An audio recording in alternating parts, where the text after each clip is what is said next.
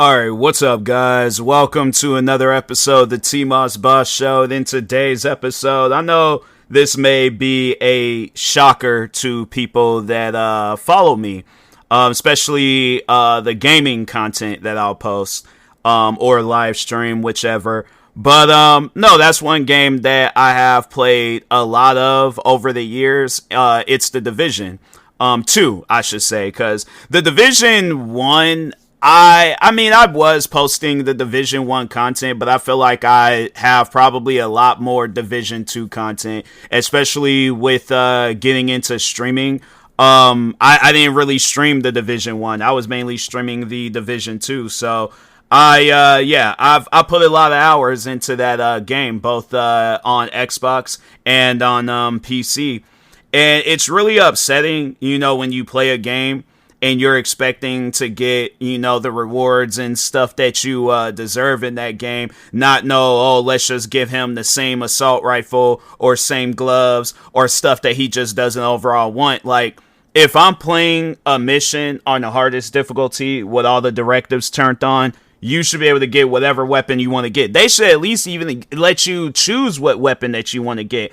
But no, what they like to do is that they'll have you play this game, put all of these hours into it, and then after the fifth hour of you playing this game back to back, that's when you might just get something good. But if not, they're giving you something that you already have, and I'm like, fam, there's probably well over 1,000 items in that game, from armor to weapons to just, cosmetic things. There's probably over 1,000 items in that game that your character can get, but they just want to keep giving out the same loop of stuff. And I'm thinking to myself, I'm like, fam, I didn't put hours, if not days, of time in this game. Like, I didn't put all this time into this game to have it where I just keep getting the same stuff over and over and over again. And it doesn't really help where it's like they come out with these new updates, they come out with these new DLCs,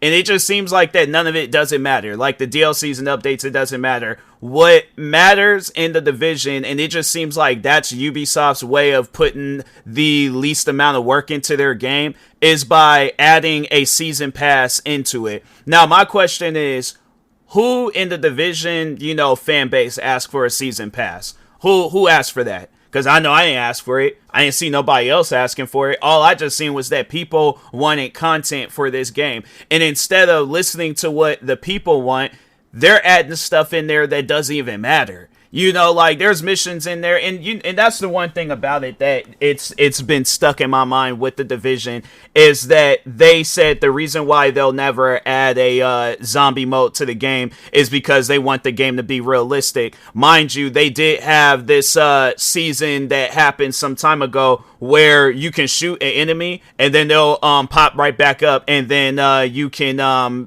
pretty much kill them again. Then on top of that too, they have like a health man that runs around. That's been in the game since the game came out, but they'll have a health man running around where they'll go to enemies that got killed. You clearly shot them in the head and killed them, but all they just have to do is just run up, hover over them for maybe less than 10 seconds. They already done been revived. The enemy that you just shot and killed in the head. Now, explain to me, how is that realistic? At what point in time did you see in any war movie, in any war TV show, or just even listen to a soldier tell a story about how you use a high-powered rifle or assault rifle or light machine gun or sniper rifle? When at any given point in time did you just, talking to a real soldier, when have you ever heard them say, oh yeah, there was a time where I seen a guy get shot in the head with a 50 caliber sniper rifle and his buddy came up and revived him and he was perfectly fine, went right back out in the middle of battle and continued on fighting? When have we ever heard that story? So my thing is this: you guys talking about you wanting a video game to be realistic when video games have never been. Yeah, there's some people that tries to add a their actual real version of realism, but not no realism where it's like, oh, let's add a realism, but it's still not realistic, because you guys are still gonna be having it where enemies is running up on you when you're clearly shooting at them. They're gonna have it where it's like they're doing things in the game where it's like, you know, you and I both know, Ubisoft, that you ain't never seen nobody do that in battle. Because if so, then you guys go, if you no sign up in case if World War III happens. Sign up for the war. Any Ubisoft developer, right? You guys develop military video games, so you more than anybody should be the ones signing up for war. But yes, World War III happens, sign up for a war, and the same thing that you guys programmed in that video game, you go out there and do that. And I know there's gonna be all like, oh well, it's a video game. Exactly. It is a video game. A video game is not supposed to be realistic. That's why when you look at the people, Rockstar Games, when they made Red Dead Redemption 1 and they added that Undead Nightmare, do you think they were thinking about the video game being realistic? Do you think Activision was thinking about a video game being realistic when they added zombies? What's wrong with adding zombies into your guys' game? Why is it that you guys will add any and everything else into the game, but you won't add zombies into the game? So that's one thing that just, it confuses the life out of me. But let's just talk on the looting system, right? Because there's the one weapon in there called the Bullet King, where I have spent day and night trying to get that weapon, right? And there was one time where I'm like, I'm not playing no other missions. I'm just going to play these 2 missions back to back. And on the hardest difficulties with all the directives turned on. And I might, I can't remember if I had did those in a form of a stream or in a video, or if I was just playing them off. But I did play a lot of the 1-2 missions in the Warlords of New York DLC, that New York, where there's these 2 missions where I think one is that you gotta kill the guy Theo Purnell or something like that, and then there's the other mission where I think the guy, he like duplicates himself with these holograms. And that's, I don't know why, for every time when I talked on that mission, I never thought, maybe that's why I have to be upset with the video game in order to think of words and stuff, because anytime when I talked on that, hologram never came up to mind. But I'm pretty sure a lot of people know what mission I'm talking about, especially if you have played that game. But if you haven't, or if you just recently, because I know the game is on sale right now, if you can, get your money back. But if you are thinking about buying the game, don't buy it. Save your money. Go buy any other game. Buy Rainbow Six Siege, because that's the only game that Ubisoft seems to be worried about. But anyways, but no, there's those 2 missions that you have to play in order to get the Bullet King light machine gun. And it's this light machine gun where you never have to reload it. Realistic, right? It's funny how like they'll add unrealistic stuff, but then when it comes down to other unrealistic things that actually benefit the game and give people a reason to play it, they're like, oh no, we don't want to do that and stuff. And then it's like, but you'll make a fictional story, but you won't add no fictional content to the game. Does that make any sense? Like, honestly though. But anyways, so, but yeah, the 2 missions on the Warlords in New York DLC, they have it where you have to play those missions, but that's the downfall to it, is that there's only a 7% chance of you, even if you're playing it on the hardest difficulty with all the directives turned on, there's only a 7% chance of you getting that Bullet King light machine gun. My thing is this: why have the game set up that way? Why not just have it where it's like, okay, if you do the last mission and kill the bad guy or the boss or whatever, you get that weapon? Why does it have to be set up on some behavior where there's a 7% chance of me getting that weapon when and it's like, even if you are playing it on the hardest difficulty, what is this, rain? Like, it's things like that where I'm like, fam, the video game, the whole realistic stuff, throw that out the window, because the game ain't realistic. I guarantee and I promise you, if you, because I wonder what was, because I wanted to talk about this, what was the paycheck for a game developer in, because they're 40, when did Ubisoft become a company? Let's see, Ubisoft Wikipedia, 1986, 39 years ago. So this in a few days, and I think that's why they're coming out with some new update for the game, or whatchamacallit, season pass thing. But anyways, 39 years ago, so 1986 and 1986. The evolution, what was the paycheck? What was the average salary? So 20 for men, 1986 earnings were $25,000. So let's divide that into 30 days. And let's just see like the daily pay. So 25 260 divided by 30, 800. So you will be getting $842 a day times 2, 1,600. So like with the I guess if you get paid every 2 weeks, it'll be $1,600. So so let's just see, 40 years later, 2026. Let's see what the pay is now. 108,000. So my question is to Ubisoft. Do you guys think that you would be, I guess, wanting to get paid $1,600 versus, let's just do that math, because there's like $108,000, $108,471. So let's see what that divides into. So 108,471 divided by 30. And then times 2, so $7,000 every 2 weeks, pretty much. So my thing is this, right? Do you guys, because that's the point that I'm trying to prove, is that nobody wants to play a game for a long period of time, but they still just getting the same rewards that they were getting when they very first started playing the game. You know, like, and so I know that you guys wouldn't be like, oh, well, we'll live off of 20, because if that's the case, then that's pretty much the salary that you guys deserve, a $26,000 salary. It just, to me, it trips me out how there would be people that ain't even making the amount of money as Ubisoft is making, because I wonder how much money they make a year. Let's just see that real quick. How much does Ubisoft make a year? So in 2019, you guys made, they're going based off of 20. So, oh, wait a minute, revenue declines 990 million. So it looks like it's, yeah, because I think people are probably realizing it's like, no, you guys are a shady company. But 2019, you guys made $2 billion.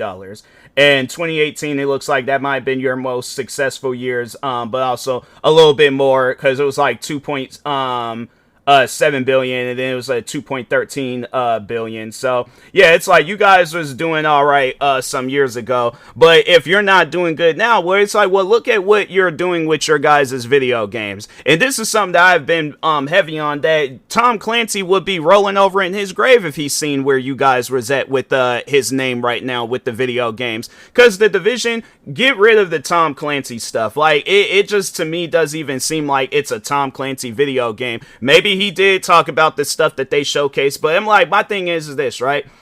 Again, talking on this like whole realistic stuff with the game. So I'm playing it earlier.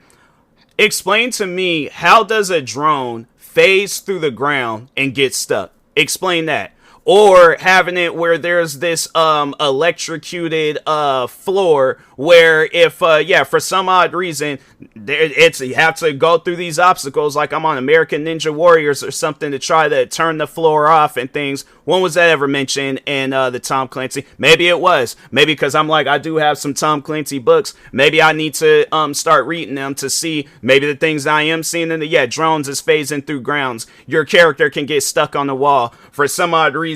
It takes 1,000 bullets to take out an enemy in that game.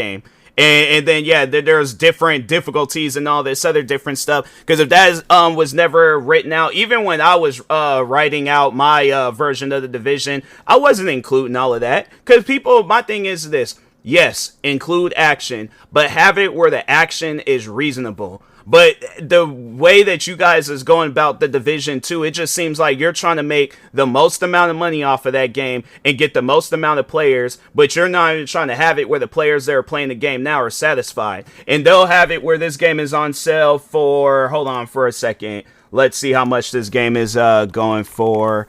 $2.99. You'll have it where this game is $2.99, so people are gonna see that and they're gonna be like, oh, okay, well, yeah, it's a $2 video game. It's cheaper than that. I honestly, the game should be free, because it just seems, no, it seems like that they want to go, this is the part that trips me out, where when you look at video games like Fortnite and all the content that it has in that game, even the fan included content, but the game has a lot of content. And they have it where you can play all of that content for free. Now they're even having it set up where you can even play the original mode in Fortnite for free. But they don't have it set up where it's like you have to pay for it in order to play it. So at the end of the day, that's what I'm trying to figure out with the Division is that, is this supposed to be a free video game or is this a paid for video game? Because if it's a game that I gotta pay for, the stuff that is included, it shouldn't be I gotta go through all these different obstacle courses just to go and get these things. So that comes in it. And what's crazy is that even with the weapons in the game, so because people will see that and see that they have a blueprint system. So you're like, oh, I'll just work towards the blueprints. You have to unlock the blueprints first. And it ain't no telling when you'll unlock a blueprint. I think I just started noticing me unlocking blueprints because they only have it set up where you can unlock a blueprint for a weapon that you already have. So if there's an exotic weapon that you have on you, yeah, you could get the blueprint to that. And I guess if you want to dismantle it and stuff and get the material and things for getting another weapon, then there's that option. But when will you get that other weapon? You have to unlock the blueprints, but it's like, when are you going to get the blueprints? So that's why I'm like, to me, it just trips me out. What direction are you guys trying to go down with this video game? Like a person, here's the thing, and this is just talking on just gaming in general. This ain't even just talking about the Division. This is just talking about all video games. When a person is playing a video game, they're not trying to get stressed out. They're not trying to feel frustrated. They're not trying to be upset. It just trips me out where there's all these different video games. Like there's the one game called Gray Zone Warfare where it's an extraction shooter, probably the most difficult extraction shooter out there, right? But anyways, I'm playing this game. I just right after I was done playing I played this one other game called Retro Rewind. By the way, good game. I definitely recommend if you are looking for some games outside of the Division. If you want to play a game like the Division, go play the first one, because the first one, in my opinion, is better than the second one. But who knows? It might be in a matter of time before they shut down the first one, because they're like, oh, well, everybody's playing that, so we gonna have it set up where we just shut the game down, and now you ain't got no choice but to play the second one. So don't even just leave, buy Rainbow Six Siege, because that's the only game that Ubisoft seems to be worried about. But anyways, I'm playing Gray Zone Warfare. Far more difficult game than the Division, because you have to be tactical in that game. You gotta be smart with your decision making in that game, right? So anyways, I play the game. I'm heading over to this, it looked like it was like a farm or a village or something like that. But anyways, I head over, it was a house, but it was like it was a lot of land surrounding it. It might have been, I think they did consider it a farm. But anyways, regardless, I go there, I see a guy, shoot him, he shoots me in the side of the head, kills me. I spawn at a area nearby, I go there, see him walking, I think it was him. But anyways, seen him walking down the same road that he killed me. Hid off up in these trees. He didn't see me, walked right past me. It's crazy because it's like I walked right out in front of him. You would thought that he had seen me. But anyways, ran up in these like bushes, like hidden area and stuff. Tried to like come up from behind him and kill him, but he heard me walking. And all I had is a knife on me, and he had a full-blown assault rifle. So I'm like, my thing is this. I know I'm not gonna make it out of this interaction, right? I end up just running up on the side of him. I just started stabbing him all in his back. I killed him. I ended up killing him. And then, looted him. Went back to my character where I died at. Got my belongings. Went off in the house, seen what they had. I think, was there another guy? There was one guy that was there because I knew that I heard him walking around. So I was like, all right, let me try to get him. Ended up killing that guy too. Went back to the base. Yeah, and I got and the thing is this. If depending on the area, that's how they have it set up in that game, because it's a looter game, right? So depending on the areas that you go to, so if you go to like they even have it where there's like areas right outside the base that you spawn at, where it's like you can find some not bandages, but the gauze in there to stop yourself from bleeding. You can find maybe some hats or some other belongings that you can sell for a few dollars. So I guess if you're a few dollars short on getting a weapon, then you could just go right outside into these two houses. actually, no, there's multiple houses in that area, but you could go there, see what you can find, sell it, and get the few dollars that you're trying to get and things. But if not that, you could go a little bit further. Like, they have it set up where as the more you go around across the map in that game, the more difficult it gets. So yeah, they because there was the one area where it was these guys surrounding this plane. I go there thinking, okay, it's probably ain't gonna be it probably gonna be some guys there, but it ain't gonna be a whole lot of guys. I think it was like 4 or 5 guys that was there, and I'm surprised I did not end up getting killed, because I think they shot me in the neck, they shot me in the arm. They might have shot me in my body somewhere and stuff. I feel like they shot me somewhere. I think they did shoot me in the legs too. But yeah, they just gave me a whole shooting special. And and I somehow, some way I survived it. Like I guess, yeah, thanking the Gray Zone Warfare gods. But yeah, I survived and killed them, looted, got some stuff. And it's like, my thing is this. That game is far more challenging than the Division, right? Because they do have like their extraction shooter mode and their Dark Zone, but I don't really be playing Dark Zone like that. I mainly be playing the stories and the missions and all of that, because I'm just trying to have a normal experience. But it just seems like it doesn't matter whether you play the PvE stuff, the PvP stuff, or the PvPvE stuff, the Dark Zone extraction shooter mode in the Division. It just seems like they want you to have it's not even like the game is difficult. They just want to make the game more difficult for no reason, or just have it set up where it's like, it's not even fun anymore. If I'm just getting the same stuff, then what's the point? At least with Gray Zone Warfare, they're like, hey, if you continuously keep going to this area, you're most likely gonna find the same stuff. So yeah, if there's missions to do there, then yes, do those missions. But they gonna have it set up where it's like, you only got to do the mission one time, unless you wipe your character, or the character or the game wipes your character for you. Then you might have to go back out there and do those missions again if you want to, but at the end of the day, you don't have to. And then on top of that, they have it set up where when you buy the special edition of that game, you get all these different things that can help you play the game a little bit better. And then if you're trying to get that stuff back, wipe your character, you get all that stuff back.